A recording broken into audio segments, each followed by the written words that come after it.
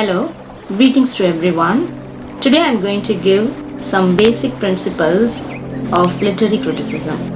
Literary criticism is a branch of study concerned with defining literature.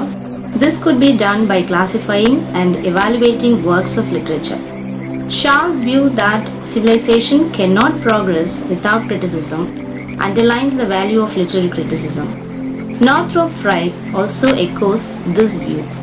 A public that tries to do without criticism and asserts that it knows what it wants or likes brutalizes the arts and loses its cultural memory.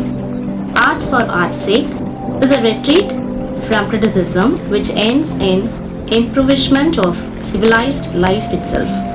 Any literary criticism begins with the question, what is literature? Literature is the widest sense of the term, is simply anything that is written. So this should be distinguished from what is called imaginative literature, with which a serious student of literature is primarily concerned. However, a satisfactory definition of literature is difficult to arrive at. One could define the various forms and genres of literature, but not literature. Even editors of literary dictionaries have often, understandably, failed to offer a definition of the central collective term literature. This is not surprising because the greatest literary theorists, right from Plato, have failed to find agreement on the nature of their subject matter.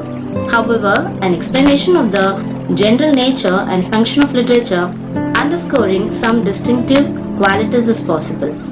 One may seek the nature of literature in its various aspects, from extrinsic and from intrinsic. Extrinsically, one could regard it as a definite cultural institution, an interrelated set of semiological systems. However, the identification of literature with the history of civilization is to deny the specific field and specific methods of literary study. Literature is writing which expresses and communicates thoughts, feelings and attitudes towards life. Literature, hence, is unique. It might be lifelike, but it is not life. The literary language is and has to be ambiguous and connotative. The statement is a novel or a poem or a play are not literally true. The fictionality is a point to ponder. The principle of characterization in literature has always been defined as the combining the type with the individual, showing the type in the individual as well as the individual in the type. Evidently, literature imitates, depicts, represents, presents, embodies people, objects, societies, and ideas. But then, Archibald's McLeish's dictum is to be borne in mind. A poem must be equal to not true. Hence, considerations of true and reality are not relevant to literature. What is significant is that a literary work of art is not a simple object, but rather a highly complex organization of stratified character, with multiple meanings and relations. Literature has many possible functions. Its prime and chief function is, however, fidelity to its own nature. This explains the various possible definitions regarding the function of literature. After all, the nature and function of literature are correlative. The nature of an object follows from its use. It is what it does. According to Horace, poetry is sweet and useful. In a good work of art, pleasure and utility should not merely coexist but coalesce.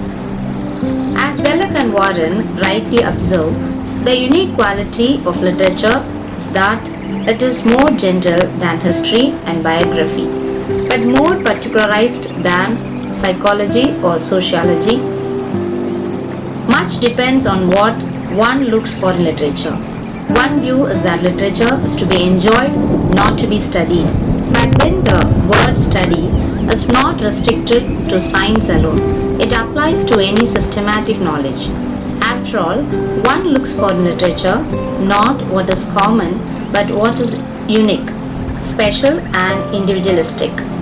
One goes to Shakespeare not for what common Elizabethan traditional aspects he presents, but for what is unique in him. But again, no work of art can be completely unique for the simple reason that will be then be incomprehensible.